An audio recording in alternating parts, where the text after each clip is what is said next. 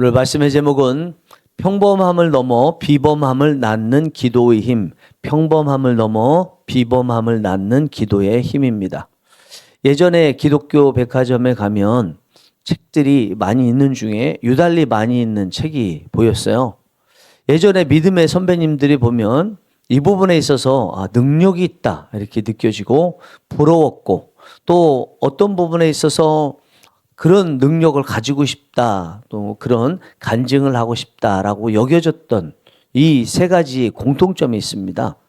만약에 여러분들께서 이 공통점에 해당되는 것을 가지신다면 신앙생활 하는 것뿐만 아니라 삶에서도 큰 유익을 얻으며 살 수 있을 것이라고 생각합니다.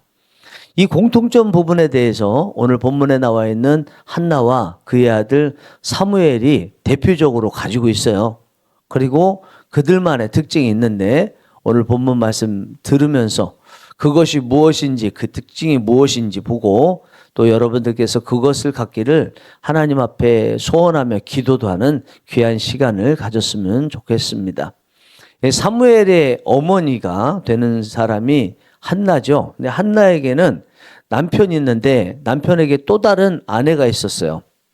이 남편에게 또 다른 아내의 이름이 분인나인데, 분인나는 아들도 있고 아마 딸도 있었던 것 같습니다. 그런데 한나는 아들도 없고 다른 딸도 없었습니다. 그러다 보니까 항상 마음에 통분함이 있었어요. 자식을 갖고자 하는 마음이 있었습니다. 그래서 매년 성막에 있는 실로에 올라가서 하나님께 제사 드리고 기도하게 되는데, 한나는 매년 올라가서 하나님 앞에 그 부분에 대해서 기도를 했습니다. 그러다가 어느 해가 됐을 때는 이 분인나가 자식이 있다는 것에 대해서 굉장히 유세를 떨더니 한나를 격분을 시켰습니다. 얼마나 힘들었는지 한나가 그해 실로에 가서 하나님께 제사 드리고 하나님 앞에 기도하는데 오랫동안 울면서 기도를 했습니다. 그 모습을 제사장이었던 엘리가 봤어요. 그러면서 그가 대낮에 소리는 안 나오고 계속 그냥 쭈글쭈글 이렇게 하는 것 같으니까 술 마신 줄 알고 술을 끊어라 이렇게 이야기를 했습니다. 한나는 나는 술 취한 것이 아닙니다 라고 하면서 이렇게 말을 합니다. 16절입니다.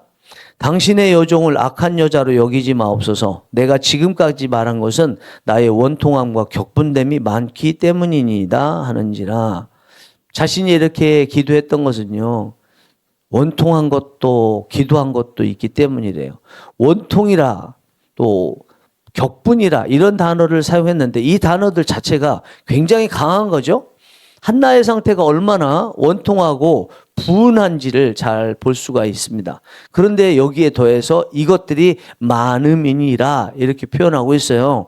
원통하고 분이 나는 이런 일들이 자체도 대단히 억울할 것이고 힘들어 보이는데 많다고 하니까 한나가 분인나로부터 멸시를 받고 그리고 자식이 없다는 그 자체로 얼마나 힘든 상태에 있었는지 느낄 수가 있습니다.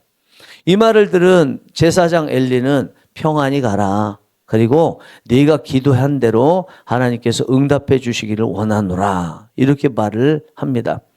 목회자들이 이런 얘기를 참 많이 해야죠. 평안히 가라.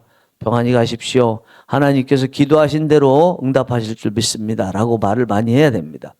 이 말을 들은 한나는 마치 이미 하나님께서 그 엘리 제사장의 말대로 또 본인의 기대대로 응답해 주신 것처럼 은혜 있기를 원하노라 하면서 근심 없이 돌아갔다고 그랬어요. 이미 다 응답을 받아서 자식이 생긴 것처럼 하고 돌아갔어요. 그리고 그 자식이 생기기 위해서는 남편과 합방을 해야 되니까 남편하고 그날 밤 합방을 하고 정말 기도대로 엘리 제사장의 말대로 아들이 태어났고 그 아들이 사무엘입니다. 이 한나의 기도를 보면요, 기도의 정석을 교과서를 보고 있다 이렇게 느껴져요. 우리가 기도를 언제 하나 어려움이 있을 때 기도한다라는 것입니다. 특별히 어려움 중에서도 이번 사무엘을 낳기 위해서 기도했던 그 해는 특별히 분인나가 또 격분시켰기 때문에 극에 달아서 오랫동안 눈물을 흘리며 간절히 기도했던 것처럼 우리가 진짜 기도가 제대로 나올 때는 어려움의 극에 달할 때다. 그때는 기도하면 된다라는 거죠. 그렇게 기도하고 났을 때는 누군가의 말에 따라서 또는 마음의 감동에 의해서 응답받을 것 같다. 그러면 그다음부터 믿음이 생기는 거죠. 믿음이 생기면 이미 응답받은 사람처럼 사는 거죠. 한나가 수심이 근심이 없고 돌아갔던 것처럼, 그리고 남편과 합방을 하는 것처럼, 아마 이전에는요, 합방을 해도 자녀가 생기지 않으니까 근심하면서 합방을 잘 안 하려고 했을지도 몰라요. 그런데 엘리 제사장의 말을 듣고 믿음이 생기니까 아들이 이미 생겼다는 마음 가지고 합방만 하면 되는구나. 그리고 이제 합방을 한 것 아닙니까?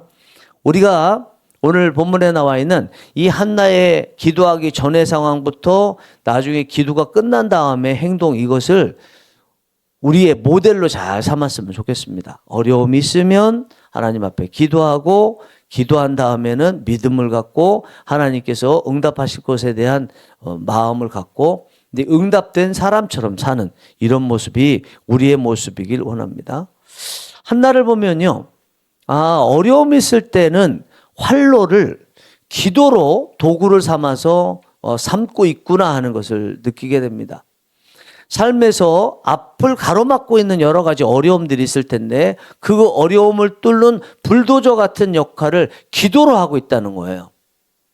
저 한나 오늘 본문에 나와 있는 그 아들이 없어서 이렇게 기도하는 모습을 보게 되는데, 이 모습을 보면서 우리는 유추할 수 있는 게, 한나가 아들 없는 어려움만 있었겠는가? 다른 어려움들도 많이 있었을 거 아니에요? 그때도 지금 아들이 없을 때 기도로 활로를 내는 것을 보고 그 앞에 있는 그런 산들을 불도저같이 기도로 뚫는 것을 보고 문제가 있을 때 기도의 열쇠로 푸는 것을 보면 다른 문제 있을 때도 한나는 그랬을 것이다라고 느껴집니다. 뭐 했을 것이다? 기도했을 것이다라는 것입니다. 한나에게 있어서는요, 어떤 문제라는 자물쇠로 잠겨있다 할지라도 기도가 만능 열쇠의 역할을 했던 거예요. 여러분, 기도 많이 하시기 바랍니다. 문제 있으면 그 문제를 뚫는 것은 바로 불도저 같은 역할을 하는 기도라는 거 기억하시고, 앞에 길이 막혀 있으면 불도저 같은 역할을 하는 거, 그것도 기도고, 자물쇠로 잠겨 있어서 해법을 열 수가 없다면 그 자물쇠를 여는 것도 기도라는 것을 여러분 마음에 기억하시고 기도를 하시고 많이 하시고 자주 하시고 간절히 오래 하시는 은혜가 있기를 원합니다. 우리가 예수 그리스도를 믿으면서 주어진 은혜들이 있습니다. 이 은혜들은 여러분들께서 공식처럼 가지고 있어야 돼요. 기본적으로 죄사함을 받습니다. 하나님의 자녀가 됩니다. 또 성령님께서 우리 안에서 내주하십니다. 천국 백성이 됩니다. 그리고 또 한 가지가 뭐예요? 기도하면 응답받습니다라는 거죠. 이것을 여러분들도 공식으로 가지고 있어야 되고, 다른 사람들에게도 예수님 믿으면 이런 유익이 실제적으로 주어집니다라고 말을 해줘야 예수님을 믿을 수가 있는 거죠. 그 기도에 대해서 예수님께서 요한복음 16장 24절에서 이렇게 말씀하셨습니다. 지금까지는 너희가 내 이름으로 아무것도 구하지 아니하였으나 구하라 그리하면 받으리니 너희 기쁨이 충만하리라. 여기에 글자로는 없지만요, 사실은 이 글자가 있다고 봐야 되는 게 있어요. 지금까지는 너희가 내 이름으로 아무것도 구하지 아니하였으나, 없지만 실제로는 앞에 지금까지 했으니까 이제는 있다고 봐야죠. 지금까지는 아무것도 예수님의 이름으로 구하지 않았지만 이제는, 지금부터는 구하라 그리하면 받으리니 너희 기쁨이 충만하리라. 예수님을 믿음으로써 주어진 특권이 여러 가지가 있는데 그 중에 하나가 뭐라고요? 예수님의 이름으로 기도하면요, 응답받고 기쁨이 충만하게 된다는 것입니다. 특별히 한나의 기도를 통해서 우리가 아주 중요한 것 한 가지를 깨달을 수 있습니다. 자식이 없어서, 즉 문제가 있어서 남들은 대부분 가지고 있는데 자신은 그것을 가지고 있지 않아서 얻는 방법으로 한나가 기도를 했죠. 그 결과를 하나님께서 자식을 주셨다는 것입니다. 그런데 그 자식이 사무엘이라는 거예요. 사무엘은 한나의 기도로 태어났다는 것입니다. 오늘 본문으로 삼지는 않았지만 그 앞에 5절에 보면 한나가 자식을 임신하지 못했던 이유가 나와요. 하나님께서 한나에게 자식을 주시지 않았기 때문이래요. 그런데 한나가 기도하고 나니까 자식이 주어졌어요. 왜 그러면 하나님께서 한나에게 자식을 주시지 않으셨다는 겁니까? 기도하라고요. 기도해서 뭐 하라고요? 자식을 낳으라고요. 그 자식이 누구라고요? 사무엘이라고요. 그 사무엘이 누구라고요? 성경에서 가장 대표적인 제사장, 선지자라고요. 한나는요, 분인나 정도의 자식을 원했어요. 그것이 없어서, 그 자식이 없어서 그만큼의 평범함이 자기에게는 없어서 그 평범함의 결핍 때문에 그 결핍을 채우기 위해서 하나님 앞에 기도했어요. 그 결과로 아들을 낳았어요. 그 아들이 사무엘이에요. 사무엘이 보통 사람이 아니에요. 일반적인 사람이 아닌 비범한 사람이죠. 네? 일반 범인이 아니고 평범함이 아닐 삐자잖아요. 평범함을 뛰어넘는 초범한 사람이죠. 초범한 사람. 여러분, 우리가 기도할 때 남들은 있는데 나에게는 없어서 부족해서 결핍해서 남만큼 갖기 위해서 기도하는 거 아니에요? 어떤 사람들은요, 남들보다 없을 때, 결핍이 있을 때 내버려 둬요. 아무것도 안 해요. 그럼 결핍이 있는 상태로 그냥 살아요. 그러나 하나님의 자녀들은 어떻게 해야 되냐고요? 결핍이 있을 때, 부족할 때 그 결핍 부분을 채우기 위해서 기도해야 되죠. 그런데 결핍에서 부족한 부분이 있어서 남들만큼 되기 위해서 기도했더니 하나님께서 그 결과로 주시는 건 뭐예요? 비범함의 역사를 주시다는 겁니다. 한나가 기도하기는 분인나의 자식만큼 그런 자식을 원하면서 기도했지만 그렇게 하나님 앞에 그 없는 것을 놓고 올려드렸을 때 하나님은 응답으로서 비범한 자식 사무엘을 주시더라는 거예요. 놀랍지 않습니까, 여러분? 일반적으로 우리가 기도하는 이유가 평범도 안 돼서 결핍해서 이렇게 기도하지만 하나님께서는 그럴 때 하나님 평범한 만큼만 주세요 하고 기도하면 바로 비범함을 주시더라는 것입니다. 기도가 무엇을 낳는다? 비범함을 낳는다는 거예요. 기도가 평범함을 낳는다? No. 비범함을 낳는다는 것입니다. 여러분, 지금 여러분 무엇이 부족하십니까? 부족하면 가만히 계시면 안 돼요. 부족하면요, 남들처럼 평범한 거 있게 해달라고 기도하셔야 돼요. 그러면 뭘 얻어요? 비범함을 얻어요. 분인자의 자식을 원하십니까? 기도하세요. 그러면 사무엘을 얻어요. 여러분, 우리는 지난 시간까지 창세기부터 계속 말씀 한 장씩 봤습니다. 지난 시간이 룻기 4장까지 봤죠. 창세기 1장부터 룻기 4장까지 봤어요. 그 안에 많은 인물들이 나와 있었습니다. 위대한 인물들도 나와 있었습니다. 거기까지의 내용에서 여러분들이 기억하는 위대한 인물은 누군가요? 그리고 창세기 1장에서 룻기까지 지금까지 봤던 내용을 넘어서 요한계시록 22장, 21장, 22장까지 가게 되면 수없이 많은 인물들이 나오는데 여러분들은 그 중에서 어떤 인물을 기억하십니까? 저 같으면은 아브라함이 기억나요. 이삭은 뭐 그렇게 하고 야곱이 기억나요. 그의 아들 요셉이 기억나요. 그리고 이제 출애굽할 때 모세가 기억나요. 여호수아가 기억나요. 그리고 사사시대에 가면 기드온 정도, 그리고 뭐 삼손 마지막 정도 기억나요. 그럼 룻기는 뭐 그렇게 기억나지 않습니다. 그리고 오늘부터 시작되는 사무엘이 기억나요. 나중 두 번째 왕이 되는 다윗이 기억나요. 솔로몬이 기억나요.